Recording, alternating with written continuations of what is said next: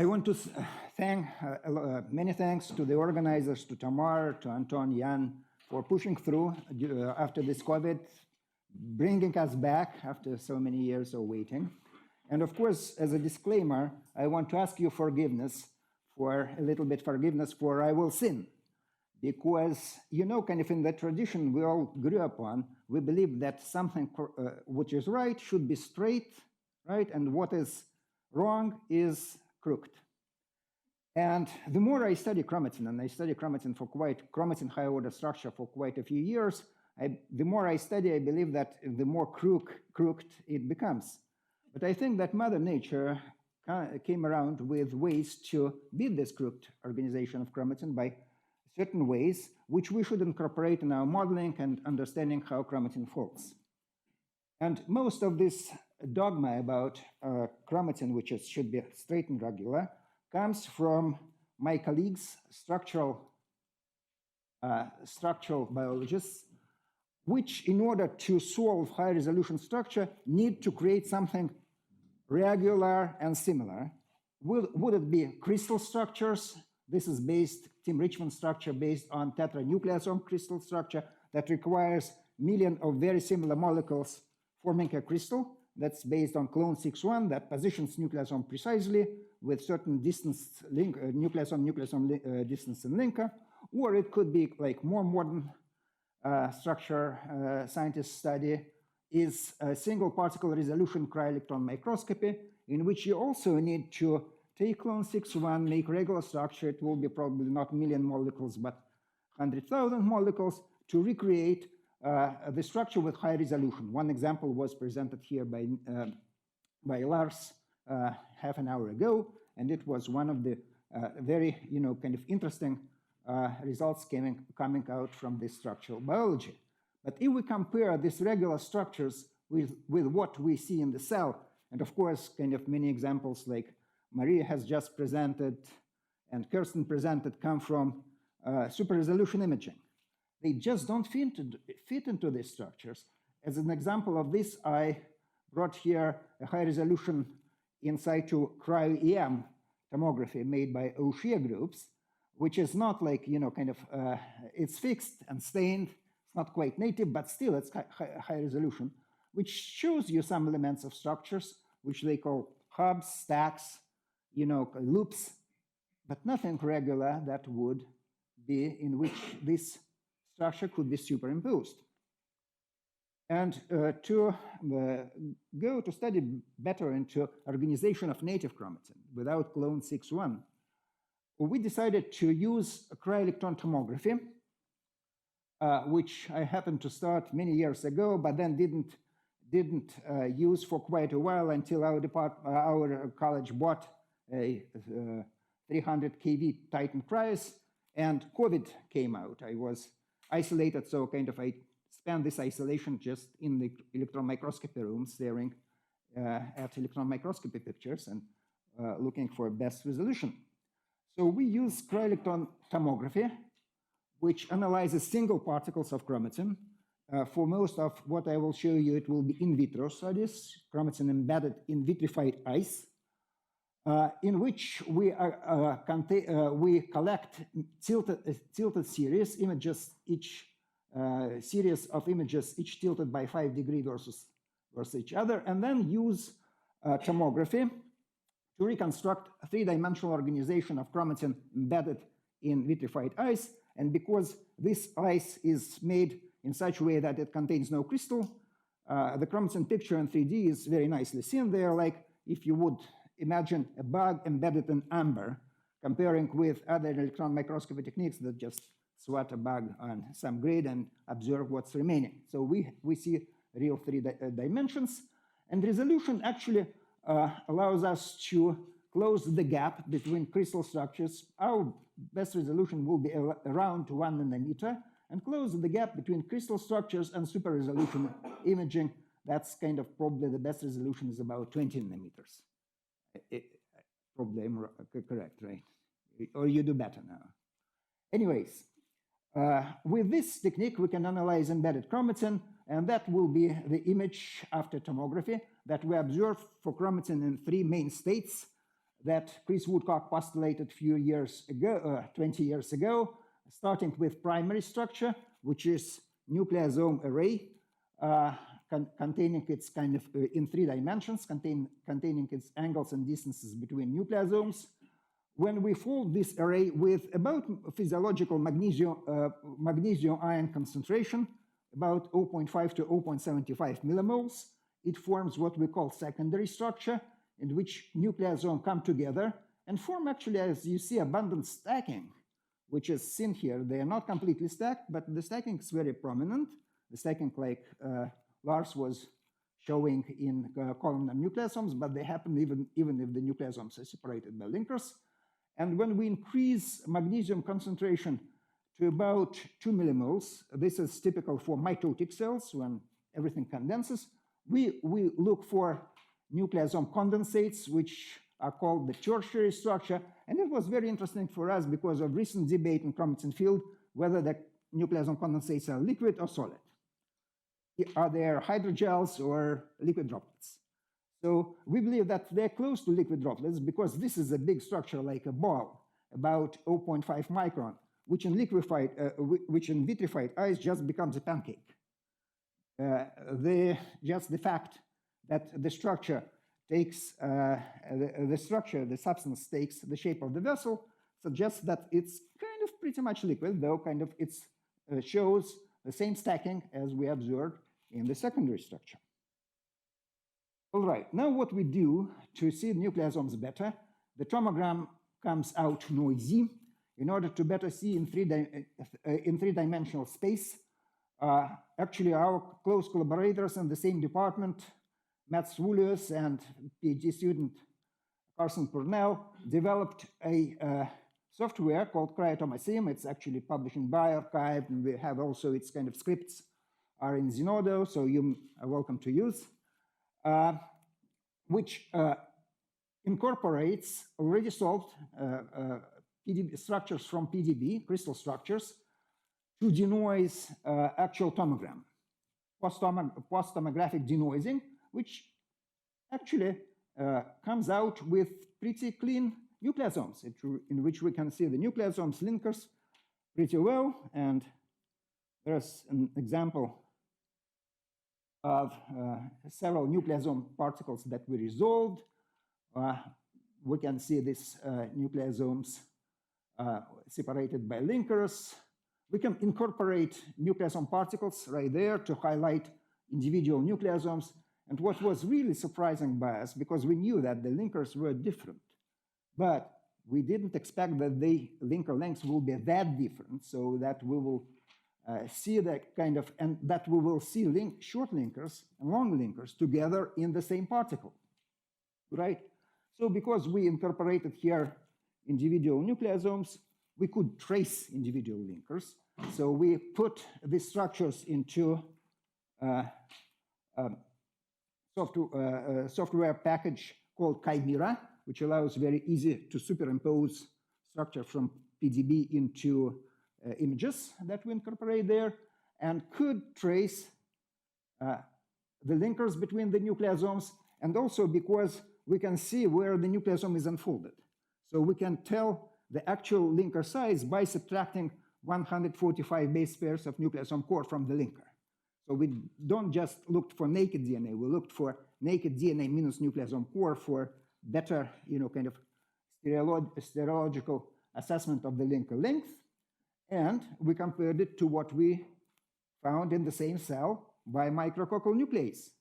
And the micrococcal nuclease of K562 human cell that we were using in this study came out with a nucleosome repeat length, 190 plus minus 2 base pairs, extremely consistent with what everybody else did by MNAs. But when we looked for actual nucleosome linker size and actual NRL on individual nucleosomes and plotted them, we observed that the average nucleosome distance is just one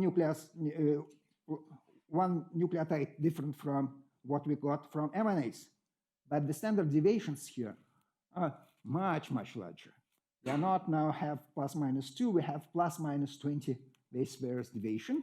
And so kind of the whole nucleosome length, linker length are distributed into 2 distinct peaks, with shorter peaks and longer peaks, which come together in the same particle. I would also say that some time ago, about a year ago, a paper from Roger Kornberg group came out, in which they did Cryo-ET of open unfolded chromosome, whole chromosome in helicells, another type of human cell, and found actually standard deviation of nucleosome to nucleosome spacing very similar to what we observed here with interface K562. Also did lots of experiments, like doing cell cycle experiments, synchronize them to look for robustness of this data, and it all passed all these controls. Now, condensed chromatin, secondary structure in high magnesium, it's also denoised. We observed many particles, which was actually quite pleasing for us, and most of the particles have had a diameter of about 13 nanometers, and they contained lots of stacked nucleosomes. It's not overall. Actually, these stacked nucleosomes are about 35% of all nucleosomes, but they were very prominent. We may, kind of try to resolve it. It's not as clean as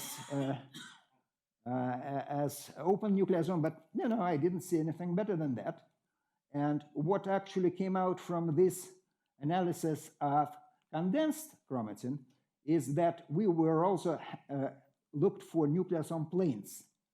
And these nucleosome planes did not come all stacked in at one axis like we would expect from crystal structure of 13 nanometer fiber. They were actually definitely rotated. So nearest neighbor nucleosomes could be rotated by degree of 90 degrees, almost 90 degrees, versus its nearest neighbor. So there were a lot of flat face-to-face interactions, but also a lot of kind of edge-to-face interactions. And also we noted that linkers came unexpectedly close to each other, sometimes forming very side-by-side interactions in which linkers actually almost connected to each other. And maybe it was not surprising because we worked here as magnesium. Magnesium may form ionic bridges between DNA, called tramlines. So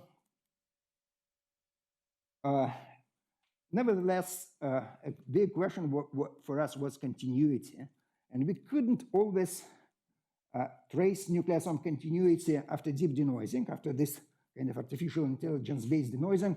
And this method also kind of appeared to have its tricks because, chromatin is made like Art Nouveau thing.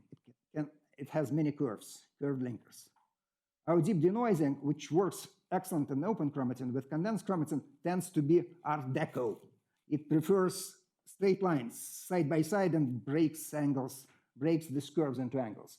So instead of that, we just went for simple neutral density denoising offered by Chimera, in which we just made it cleaner to analyze chromatin. And also kind of, without denoising, we can see some features which are not very easy in 3D, but I want to stress that we didn't completely explore or exploited the potential of Cryo-ET, because if you see here, we can see, in addition to linkers connecting nucleosomes, we can see some other structures, thin, containing nearest neighbor nucleosome. You see here structure emanating from the nucleosome core and going up to the next linker.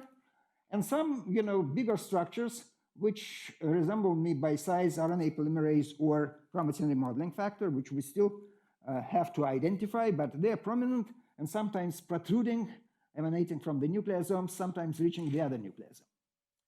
But for us, it was important to do stereology, which we for sure see in any nucleosome array that we analyze. So what we did is we superimposed kind of denoised image with nucleosome cores from PDV. We used human histone nucleosome structure from this Japanese group. And then in this model, we were able to measure next nucleosome to nucleosome distance between connected nucleosomes, which we call D. Distance between nearest neighbor nucleosome, not necessarily connected. Nearest neighbor, for example, D is between, in zigzag, the nearest neighbor stacked nucleosomes will be, kind of separated, close separation will be between each second nucleosome at the distance N.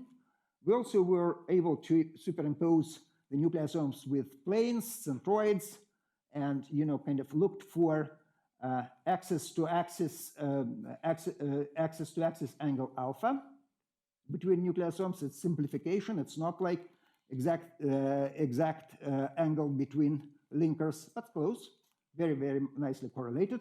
And the angle beta between nucleosome to nucleosome plane, also between neighboring plane. That allows us to estimate the differences in nucleosome folding if we compare different samples of condensed chromatin. And this is an example of our stereology. And I think that this model could be also useful for super resolution analysis, because it highlights centroids, exactly the same thing that is available for super resolution. We also see structures, but centroids are also important to compare. And we can see that depending on condensation by magnesium, the distance d and n goes down. There's a peak at 6.5 nanometers, which is telling of nucleosome stacking. So again, it's prominent peak, but not everywhere. And we also plotted the distances between nucleosomes and angles on two-dimensional plot, which when I made it, I thought, basically I see a picture very similar to my old textbook Ramachandran plots, which were earlier protein folding plots developed in the 60s. But in these plots, we can see this kind of trace the area corresponding to nucleosome stacking, 6.5 nanometer, and low degree because they're flat, distributed at about less than 25-degree angle, but also a prominent area at slightly larger distance of 10 or 9 to 10 n between nucleosomes, but very high angle, which corresponds to this almost perpendicular organization of nucleosome to nucleosome. So we can use this plotting to compare different chromatin depending on its status. And we also looked for tertiary structures for very highly condensed chromatin, in which I initially thought to find something like this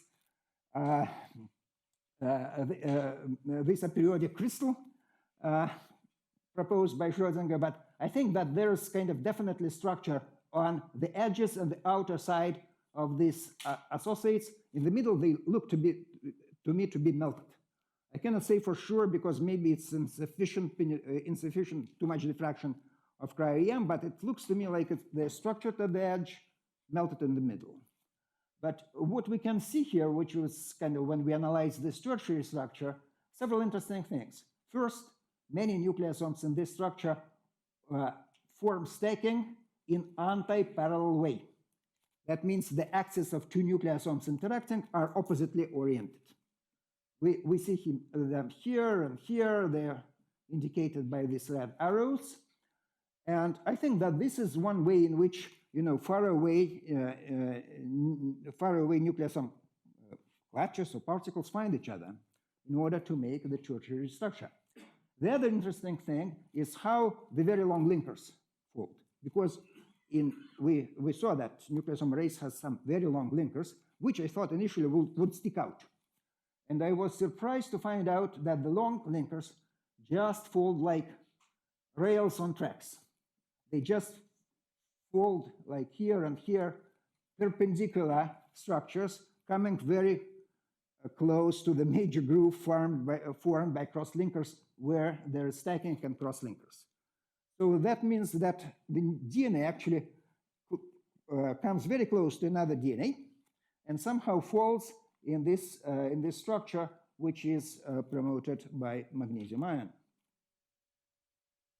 We are working in medical college, and we needed to do something good for health. And so one system that I will present is histone modification by what we call epigenetic modification of histones by histone citrullonation.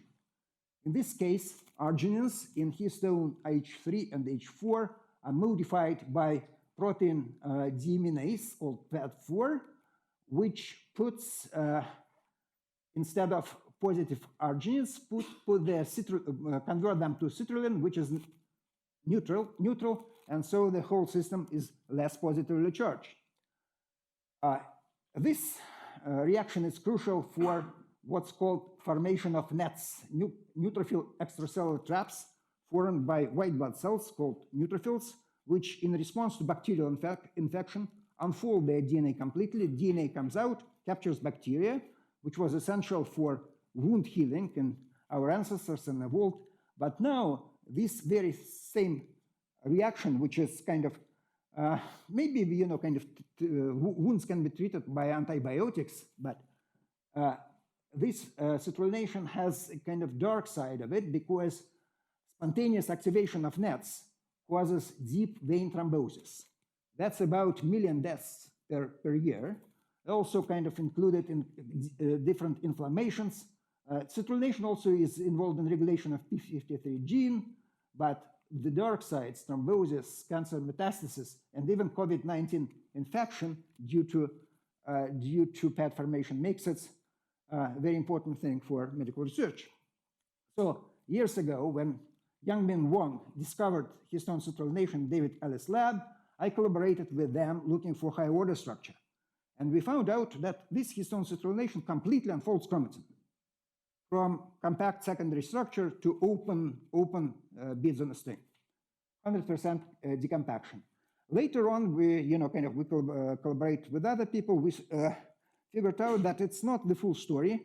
This unfolding also needs proteolysis, and it's not likely that PAD4 discharges the chromatin well enough to completely unfold. So I was interested in comparing it unfolding between clone 6.1 that I used in this study and native chromatin that I now started to isolate and study using Cryo-ET. And we did all kind of reactions, citrullinated native chromatin to the very same extent as reconstituted chromatin. We found out that citrullination was very efficient in dissolving tertiary structures. When we see nucleosome condensates in control chromatin, we see none in PAD4 treated chromatin. But when we looked for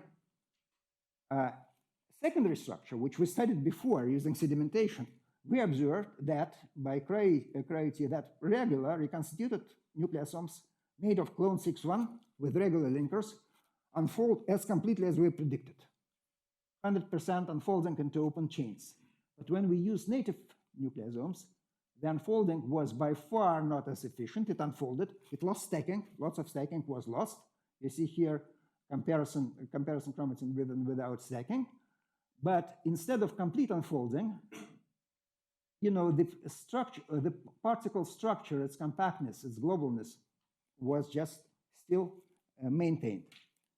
And we used actually this comparison of native and reconstituted chromatin to revisit chromatin organization, to look for what is the difference between this and that structures.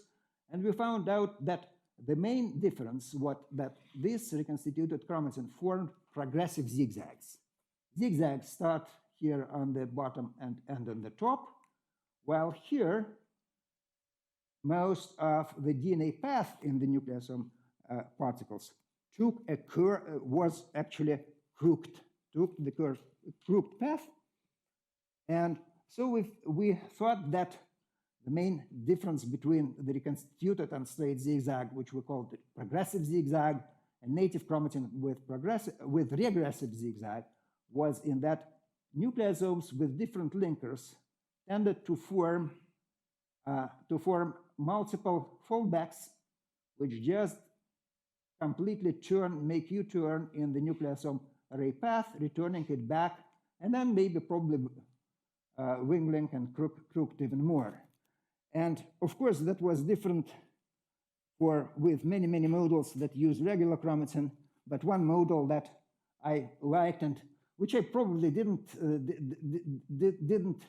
regard as so important because it was kind of a model of nucleosomes with two alternating long and short linkers, which was also repeated.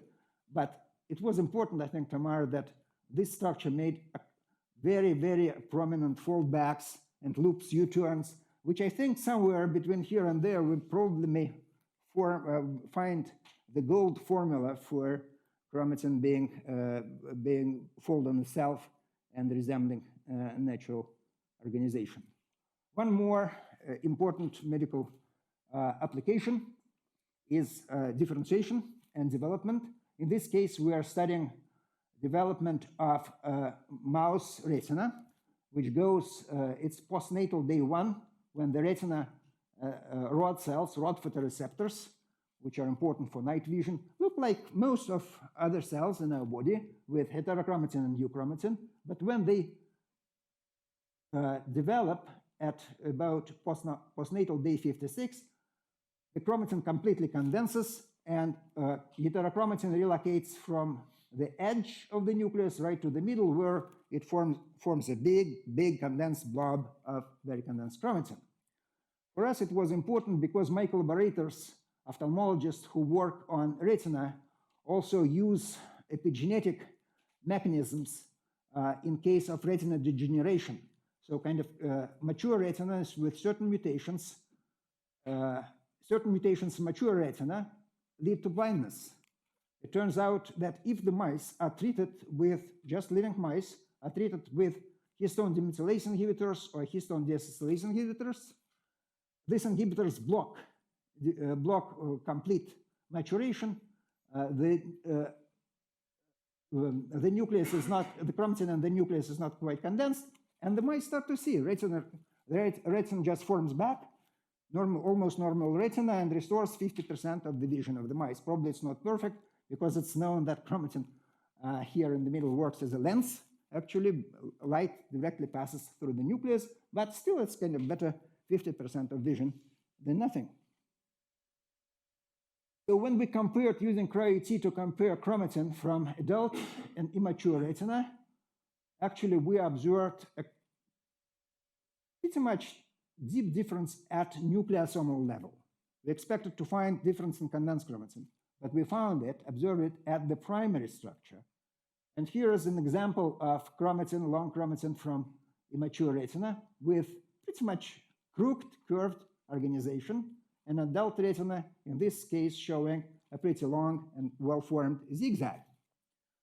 We did nucleosome tracing, and we found here, and also it's not yes or no. Many adult retinas contain that, and many immature retinas contain zigzag, but still much more in immature retina. We now observed the nucleosomes, which we didn't see in K562 cells, which if you see here, it's not quite well seen, have negative linker size. Negative here, it's not 10, 20, 50 base pairs, it's minus 20 base pairs. That means that one nucleosome core just bumps right into the nucleosome core. And in most cases, the nucleosome cores, as resulting from this negative linker, are forming a structure which very much resembles the one that Lars was presenting just half an hour ago, with two nucleosomes, negative linker, 90-degree organization between nucleosome planes, which we call the clamp structure of the nucleosomes. And this is the number of these clamps is very significantly different and reduces during retina differentiation. And we can have quite a plenty of real chromatin structures with real linkers. Many examples that probably will be important for modeling real chromatin with real linkers. And you can see that for immature and adult retina, the biggest difference is here, just as where the linker is negative. Interestingly, this is not a mistake. The core, because we can, kind of subtract linker from the core, look for core structure and linker structure. For core structure is better formed on immature mice, more unfolded on mature mice, most likely because in mature mice the linkers are different, are longer, and in open state, chromatosome does not form completely, so linkers are more unfolded with longer linkers than with shorter linkers. But I think that this kind of potentially has many applications because as Lars said, that this nucleosome structure is more open to interaction with factors which bind to histone H2H to be acid patch, or because this nucleosome structure is more wormy. And if we consider, for example, loop extrusion, I don't believe that 13-nanometer fiber will be extruded. But this wormy structure, it can be probably more readily extruded through the cohesion loop, and kind of yep, I'm very close. So the last thing that I would to stress about what we are working now is several years ago with Tamar we published a collaborative paper in which we used EM-assisted nucleosome interaction capture, in which we measured direct nucleosome interaction captured in living cells. Here we apply this in combination with Cryo-ET to K562 cell in this example, and you can see here that cross-linking of nucleosomes with formaldehyde happens to fix interactions which are present here and modeled here. And what is interestingly that in addition to multiple, the majority of interactions which fall under zigzag interactions, I plus minus 2 that we analyzed, we also see bigger loops, but we also found out the example of how Mother Nature beats this really different linker length. In this case, you can see this linker is very short. And here, the nucleosome is not shy to fold right in the middle of the other longer linker. It doesn't need to make, kind of nucleosome face-to-face stacking. It just cross-links to the middle of the long linker, and this here is the nucleosome with long lag and short lag, and they're folded. The other example is this nucleosome with two really long linkers, and here the point of contact is pretty much right in the middle. I'm not sure if there is no other factor kind of supporting that. It could be histone H1, that's ectopic, that's not sits on this off-diet, on-diet, off-diet, but sits right in the middle. Or they may be, additional HMG group proteins or other proteins that form tram lines bringing DNA together. All right. So what's also was surprising that so far this is preliminary, but the results of etanic or cryo-ET emanic analysis in K562 was not similar to HeLa cells, which we analyzed before. But we know that HeLa cells have very mature like epigenetics. I know it from databases, but epigenetics in K562 we studied ourselves very explicitly, and we know that the epigenetics in K562 is more similar to mature granulocytes, which I think is because K562 is derived from chronic myeloid leukemia, a very slow type of cancer. But when we apply the same to immature retina and mature retina, we can see that the mature retina has, with this kind of clam-like structures, plenty of I plus minus 1 interactions, which are nearest nucleosomes cross-linked together, much less I plus minus 2 than mature retina, and maturation just goes to zigzag and high level of this zigzag and I plus minus 2 interactions. Just take-home messages. Cryo-ET can resolve structure of open and condensed chromatin with about 1 nanometer resolution.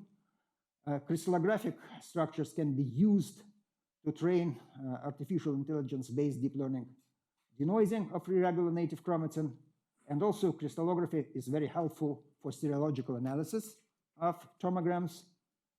Native condensed chromatin folds regressively in 13-nanometer nanoparticles or clutches or whatever, rather than progressive 13-nanometer fibers, and nucleosome linkers vary very widely depending on cell differentiation state and may be even completely absent between nucleosomes, destabilizing chromatin folding. All right, thank you.